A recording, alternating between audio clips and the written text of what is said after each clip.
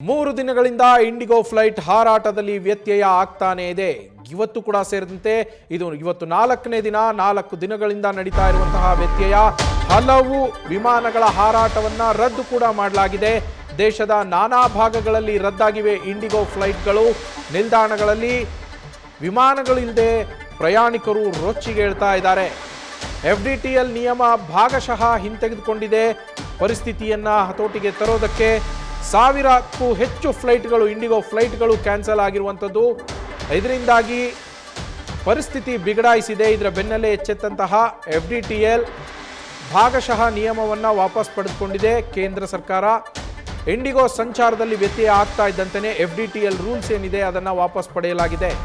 IndiGo ಮನವಿ ಮಾಡಿತ್ತು ಸಮಸ್ಯೆ ಆಗ್ತಾ ಇದೆ ಅಂತೇಳಿ. ಅದರ ಮೇರೆಗೆ ಈ ರೂಲ್ಸ್ನಲ್ಲಿ ತಾತ್ಕಾಲಿಕವಾಗಿ ವಿನಾಯಿತಿಯನ್ನು ನೀಡಲಾಗಿರುವಂಥದ್ದು. ಪೈಲಟ್ಗಳು ಮತ್ತೆ ಹೆಚ್ಚಿನ ಅವಧಿಗೆ ವಿಮಾನ ಹಾರಾಟ ನಡೆಸೋದಕ್ಕೆ ಈಗ ಲಭ್ಯರಾಗ್ತಾರೆ. ಆದರೂ ಸಹ ಸದ್ಯ ಏನು ಪರಿಸ್ಥಿತಿ ಹದಗೆಟ್ಟಿದೆ, ಈ ಹದಗೆಟ್ಟಿರೋ ಪರಿಸ್ಥಿತಿಯನ್ನು ಸರಿಪಡಿಸೋದಕ್ಕೆ ಇನ್ನೂ ಸಮಯ ಹಿಡಿಯುತ್ತೆ.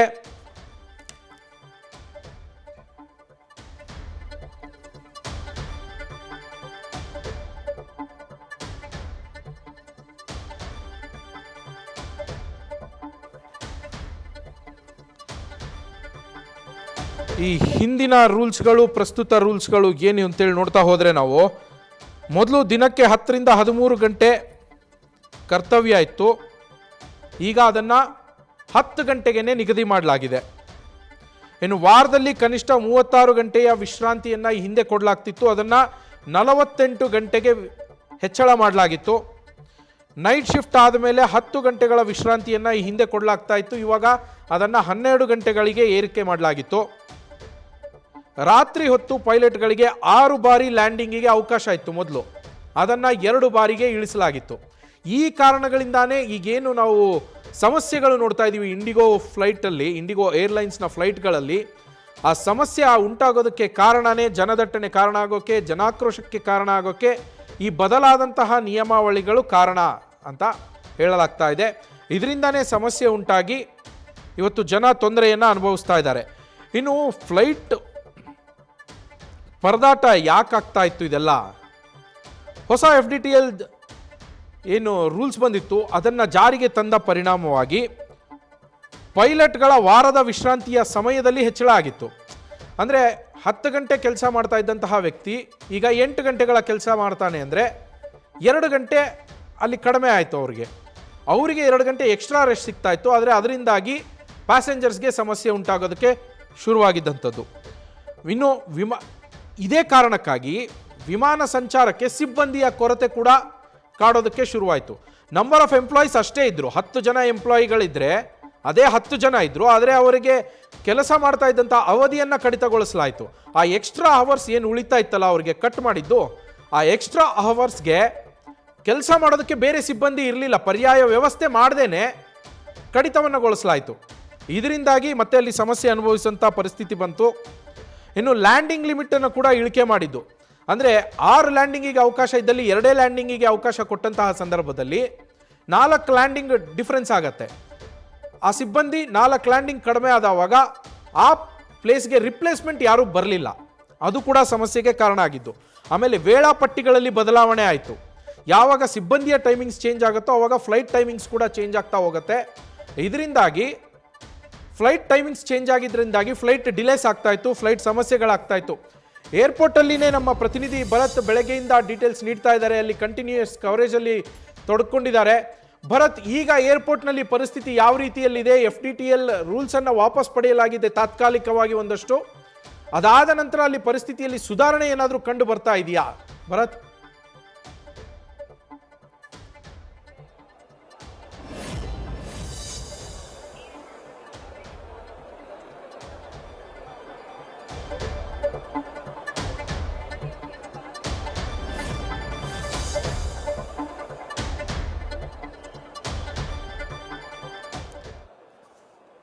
ಮತ್ತೆ ನಮ್ಮ ಪ್ರತಿನಿಧಿನ ಸಂಪರ್ಕಿಸೋಣ. ಇನ್ನು ಹವಾಮಾನ ವೈಪರೀತ್ಯ ಕೂಡ ಇದಕ್ಕೆ ಒಂದು ಕಾರಣ ಅಂತ ಹೇಳಲಾಗ್ತಾ ಇದೆ. ಜೊತೆಗೆ ಒಂದಷ್ಟು ಟೆಕ್ನಿಕಲ್ ಇಶ್ಯೂಸ್ ಇದ್ದಾವೆ, ತಾಂತ್ರಿಕ ದೋಷಗಳು, ಅದು ಕೂಡ ಕಾರಣ ಅನ್ನೋ ಮಾಹಿತಿ ಇರುವಂಥದ್ದು. ಇನ್ನು FDTL ಇವಾಗ ರೂಲ್ಸನ್ನು ತಾತ್ಕಾಲಿಕವಾಗಿ ಒಂದಷ್ಟು ರೂಲ್ಸ್ಗಳನ್ನು ಏನು ವಾಪಸ್ ಪಡೆದುಕೊಂಡಿದೆ, ಅದಕ್ಕೆ ಕಾರಣ ಆಗಿದ್ದು ಏನು ಅಂತಂದರೆ, ಇಂಡಿಗೋ ವಿಮಾನಗಳ ಅವಾಂತರ ಇವಾಗ 4 ದಿವಸದಿಂದ ನಡೀತಾ ಇದೆ. ಇದರಿಂದ ಪ್ರಯಾಣಿಕರು ರೊಚ್ಚಿಗೆದ್ದಿದ್ದಾರೆ, ಸಾಕಷ್ಟು ಸಮಸ್ಯೆಗಳನ್ನು ಅನುಭವಿಸ್ತಾ ಇದ್ದಾರೆ. ಒಂದು ಕಡೆ ದೃಶ್ಯದಲ್ಲಿ ಗಮನಿಸ್ತಾ ಇದ್ದೀವಿ, ಆ ಮಗಳು ತಮ್ಮ ತಂದೆಯ ಅಸ್ಥಿಯನ್ನು ಕೈಯಲ್ಲಿ ಹಿಡ್ಕೊಂಡು ಕಾಯ್ತಾ ಇರುವಂಥದ್ದು. ಹರಿದ್ವಾರಕ್ಕೆ ಹೋಗಬೇಕಿತ್ತು, ನಾಳೆ ಅವರಿಗೆ ಹರಿದ್ವಾರದಲ್ಲಿ ಕೈಂಕರ್ಯಗಳನ್ನು ನಡೆಸೋದಕ್ಕೆ ದಿನ ನಿಗದಿ ಆಗಿತ್ತಂತೆ. ಅಸ್ಥಿಯನ್ನು ತೆಗೆದುಕೊಂಡು ಹೋಗಬೇಕಿತ್ತು ಅವರು ಇವತ್ತು, ಆದರೆ ಅವರ ಫ್ಲೈಟ್ ಡಿಲೇ ಆಗಿ ಕ್ಯಾನ್ಸಲ್ ಆಗಿದೆ. ಕಡೆಗೆ ಸದ್ಯಕ್ಕೆ ಕೊಡೋದಕ್ಕಾಗಲ್ಲ ನಿಮಗೆ, ಇನ್ನೊಂದು 2-3 ದಿವಸ ಬಿಟ್ಟು ಮತ್ತೆ ಕೊಡ್ತೀವಿ ಅಂತ. ನಾಳೆ ಅಲ್ಲಿ ಪೂಜೆಗೆ ದಿನ ನಿಗದಿ ಆಗಿದ್ದರೆ ಇವರಿಗೆ 2-3 ದಿವಸ ಬಿಟ್ಟು ಮತ್ತೆ ನಿಮ್ಗೆ ಟಿಕೆಟ್ ಕೊಡ್ತೀವಿ ಅಂತ ಇಂಡಿಗೋ ಏರ್ಲೈನ್ಸ್ ಹೇಳ್ತಂತೆ. ಇದರಿಂದ ಅವರು ಸಮಸ್ಯೆ ಅನುಭವಿಸ್ತಾ ಇರುವಂಥ ದೃಶ್ಯವನ್ನು ಕೂಡ ಗಮನಿಸ್ತಾ ಇದ್ದೀರಾ. ಇದಲ್ಲದೆ ಎಷ್ಟೋ ಜನ ಪ್ಯಾಸೆಂಜರ್ಸು ಫ್ಲೈಟ್ಗಳು ಕ್ಯಾನ್ಸಲ್ ಆಗಿದೆ, ಫ್ಲೈಟ್ಗಳು ಕ್ಯಾನ್ಸಲ್ ಆದರೂ ಕೂಡ ಅವರು ಏರ್ಪೋರ್ಟಿಂದ ಹೋಗೋದಕ್ಕೂ ಇಲ್ಲ ವಾಪಸ್ ಎಲ್ಗೂ. ಯಾಕೆಂದರೆ ಫ್ಲೈಟ್ ಕ್ಯಾನ್ಸಲ್ ಆಗಿದೆ, ಬಟ್ ಅವ್ರ ಬ್ಯಾಗೇಜು ಅವ್ರಿಗೆ ಸಿಗ್ತಾ ಇಲ್ಲ. ಓಕೆ, ಮತ್ತೆ ಸಂಪರ್ಕಕ್ಕೆ ಸಿಕ್ಕಿದ್ದಾರೆ ನಮ್ಮ ಪ್ರತಿನಿಧಿ ಭರತ್. ಏರ್ಪೋರ್ಟಿಂದ ಕಂಟಿನ್ಯೂಸ್ ಕವರೇಜ್ ಮಾಡ್ತಾ ಇದ್ದಾರೆ ಅವರು. ಭರತ್, ಇವಾಗ ಪರಿಸ್ಥಿತಿ ಹೇಗಿದೆ? FDTL ರೂಲ್ಸ್ ಒಂದಷ್ಟು ತಾತ್ಕಾಲಿಕವಾಗಿ ವಾಪಸ್ ಪಡೆದುಕೊಂಡಿದೆ ಅಂತ ಮಾಹಿತಿ ಸಿಕ್ಕಿದೆ. ಈಗ ಪರಿಸ್ಥಿತಿ ಹೇಗಿದೆ ಭರತ್ ಏರ್ಪೋರ್ಟ್ನಲ್ಲಿ? ನವೀನ್, ಸದ್ಯ ರೂಲ್ಸ್ ವಾಪಸ್ ತೆಗೆದುಕೊಂಡಿದ್ರು ಕೂಡ ಏರ್ಪೋರ್ಟ್ ನಲ್ಲಿ ಯಾವುದೇ ರೀತಿಯಾದ ಒಂದು ಪರಿಸ್ಥಿತಿಯಲ್ಲಿ ಚೇತರಿಕೆ ಕಂಡಿಲ್ಲ. ನಾನು ನಿಮಗೆ ದೃಶ್ಯಗಳಲ್ಲೇ ಎಕ್ಸ್ಪ್ಲೇನ್ ಮಾಡ್ತೀನಿ. ಅಂದ್ರೆ ಬೆಳಗ್ಗೆಗೆ ಹೋಲಿಸಿಕೊಂಡ್ರೆ ಈಗ ಅಂತಾರಾಷ್ಟ್ರೀಯ ವಿಮಾನ ನಿಲ್ದಾಣದ ಬಳಿ, ಅದರಲ್ಲೂ ಪ್ರಮುಖವಾಗಿ ಇಂಡಿಗೋ ಏರ್ಲೈನ್ಸ್ ಡಿಪಾರ್ಟ್ಮೆಂಟ್ ಏನಿದೆ ಅದರ ಮುಂದೆ ಜನಸಂಖ್ಯೆ ಜಾಸ್ತಿ ಆಗಿದ್ದಾರೆ. ಕ್ಯೂನಲ್ಲಿ ನಿಂತವರ ಸಂಖ್ಯೆನೂ ಕೂಡ ಜಾಸ್ತಿ ಆಗ್ತಾ ಇದೆ. ಸೊ ಇನ್ನು ಬರ್ತಾ ಇರೋರು, ಅಂದ್ರೆ ಸಂಜೆ ಮೇಲೆ ಫ್ಲೈಟ್ ಇರುವಂತವ್ರು, ನೈಟ್ ಫ್ಲೈಟ್ ಇರುವಂತವ್ರು ಇನ್ನು ಏರ್ಪೋರ್ಟ್ ಕಡೆ ಬರ್ತಾನೆ ಇದ್ದಾರೆ. ಸೊ ಅಂದ್ರೆ ಅವರಿಗೆ ಪ್ರಾಪರ್ ಆಗಿ ವಿಮಾನದ ಒಂದು ಸ್ಟೇಟಸ್ ಬಗ್ಗೆ ಮಾಹಿತಿ ಹೋಗಿಲ್ಲ ಅಂತ ಹೇಳಿದ್ರೆ, ವಿಮಾನ ರದ್ದಾಗಿರೋ ಬಗ್ಗೆ ಆಗಲಿ ಅಥವಾ ವಿಮಾನದ ಏನು ಸ್ಟೇಟಸ್ ಪೋಸ್ಟ್ಪೋನ್ ಆಗಿರೋದ್ರ ಬಗ್ಗೆ ಯಾವುದೇ ರೀತಿಯಾದ ಮಾಹಿತಿ ಹೋಗಿಲ್ಲ.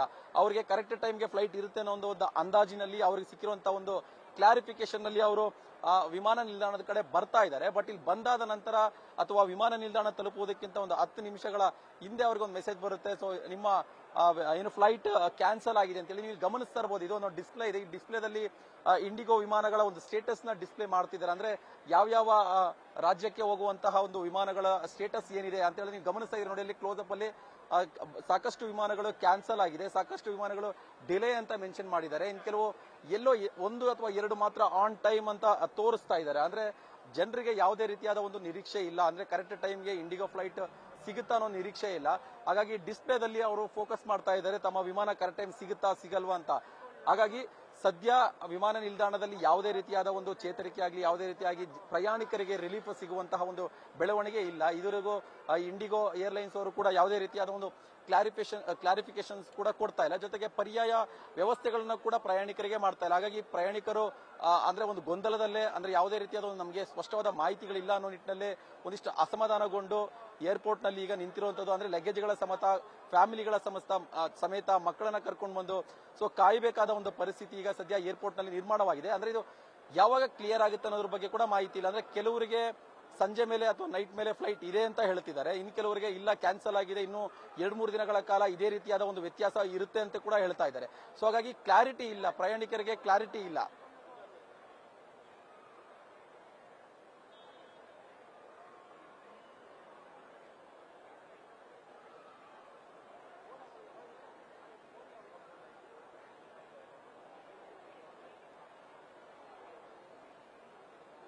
ಎಸ್ ನವೀನ್, ಅದನ್ನ ನಾನು ಹೇಳ್ತಾ ಇದ್ದೆ. ಡಿಸ್ಪ್ಲೇದಲ್ಲೂ ಕೂಡ ಅದನ್ನೇ ಮೆನ್ಷನ್ ಮಾಡ್ತಾ ಇದ್ದಾರೆ. ಅಂದ್ರೆ ಫ್ಲೈಟ್ ಟೈಮಿಂಗ್ಸ್ ಅಲ್ಲಿ ಡಿಲೇಡ್ ಅಂತ ತೋರಿಸ್ತಾ ಇದ್ದಾರೆ. ಹಾಗಾಗಿ ಪ್ರಯಾಣಿಕರು ಒಂದಿಷ್ಟು ಕಾದು ನೋಡುವ ಒಂದು ತಂತ್ರಕ್ಕೆ ಮುಂದಾಗ್ತಾ ಇದ್ದಾರೆ. ಅಂದ್ರೆ ಡಿಲೇ ಇರುತ್ತೆ. ಸೊ ಆಕ್ಚುಲಿ ಕರೆಕ್ಟ್ ಟೈಮ್ ಅಲ್ಲಿ ಫ್ಲೈಟ್ ಇಲ್ಲ ಅಂದ್ರೂ ಕೂಡ ಇನ್ನೊಂದಿಷ್ಟು ಸಮಯ ನಾವು ವೆಯ್ಟ್ ಮಾಡಿದ್ರೆ ಸೊ ಹಾಗಾಗಿ ಫ್ಲೈಟ್ ನಮಗೆ ಸಿಗುತ್ತೆ ಅನ್ನೋ ಒಂದು ನಿರೀಕ್ಷೆಯಲ್ಲಿ ಕಾಯ್ತಾ ಇರುವಂತದ್ದು.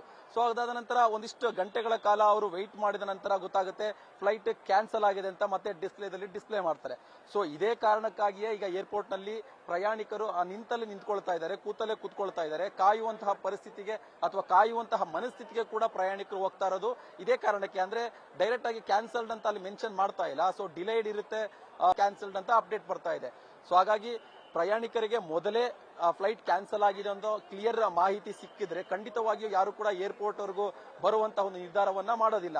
ಯಾವಾಗ ಪ್ರಯಾಣಿಕರಿಗೆ ಒಂದು ಕರೆಕ್ಟ್ ಇನ್ಫಾರ್ಮೇಶನ್ ಸಿಕ್ಕಿರಲ್ವೋ ಆಗ ಅವರು ವಿಮಾನ ನಿಲ್ದಾಣದವರೆಗೂ ಬರ್ತಾ ಇದ್ದಾರೆ. ವಿತ್ ಲಗೇಜ್, ವಿತ್ ಫ್ಯಾಮಿಲಿ ಎಲ್ಲ ಪ್ಯಾಕಿಂಗ್ ಮಾಡ್ಕೊಂಡು ಬಂದಿರ್ತಾರೆ. ಇಲ್ಲಿ ಬಂದಾದ ನಂತರ ಇಲ್ಲಿನ ರಿಯಾಲಿಟಿ, ಇಲ್ಲಿನ ವಾಸ್ತವವನ್ನ ನೋಡಿ ಒಂದು ರೀತಿ ನಿರಾಸೆ ಉಂಟಾಗ್ತಾ ಇದ್ದಾರೆ. ಜೊತೆಗೆ ಒಂದಿಷ್ಟು ಗೊಂದಲ, ಒಂದಿಷ್ಟು ಅಸಮಾಧಾನ. ಅಂದ್ರೆ ಏನ್ ಮಾಡಬೇಕು ನೆಕ್ಸ್ಟ್, ಯಾಕಂದ್ರೆ ಪರ್ಯಾಯವಾಗಿ ಟಿಕೆಟ್ ನ ಇಮಿಡಿಯೇಟ್ ಕ್ಯಾನ್ಸಲ್ ಮಾಡಿ ಅದು ಇಮಿಡಿಯೇಟ್ ರಿಫಂಡ್ ಮಾಡಿ ನಾನು ಪರ್ಯಾಯವಾಗಿ ಮತ್ತೊಂದು ಏರ್ಲೈನ್ಸ್ ನ ಬಳಸಿ ನಾನು ತಲುಪುವಾದಂತ ಜಾಗಕ್ಕೆ ತಲುಪೋದಕ್ಕೂ ಕೂಡ ಆಗ್ತಾ ಇಲ್ಲ. ಯಾಕಂತ ಹೇಳಿದ್ರೆ ಇಂಡಿಗೋ ಅಥವಾ ಇತರ ಏರ್ಲೈನ್ಸ್ ಗೆ ಹೋಲಿಸ್ಕೊಂಡ್ರೆ ಟಿಕೆಟ್ ರೇಟ್ ಕೂಡ ದುಪ್ಪಟ್ಟು ಇದೆ. ಸೊ ಹಾಗಾಗಿ ಪ್ರಯಾಣಿಕರಿಗೆ ಒಂದಿಷ್ಟು ಫೈನಾನ್ಷಿಯಲಿ ಕೂಡ ಹೊಡೆತ ಆಗ್ತಾ ಇದೆ. ಸಮಯದ ಒಂದು ಇಂಪಾರ್ಟೆನ್ಸ್ ಕೂಡ ಅವ್ರಿಗೆ ಇರುತ್ತೆ. ಯಾಕಂತ ಹೇಳಿದ್ರೆ ಆನ್ ಟೈಮ್ಗೆ ಅವ್ರು ರೀಚ್ ಆಗಬೇಕಾಗಿರುತ್ತೆ, ಅದು ಕೂಡ ಆಗ್ತಾ ಇಲ್ಲ. ಸೊ ಹಾಗಾಗಿ ಏನ್ ಮಾಡಬೇಕು, ಯಾವ ಕಡೆ ಹೋಗ್ಬೇಕು, ಯಾರನ್ನ ವಿಚಾರಿಸಬೇಕು ಅನ್ನೋದ್ರ ಬಗ್ಗೆ ಕೂಡ ಇಲ್ಲಿ ಒಂದು ಗೊಂದಲದ ಗೂಡಾಗಿದೆ ನವೀನ್.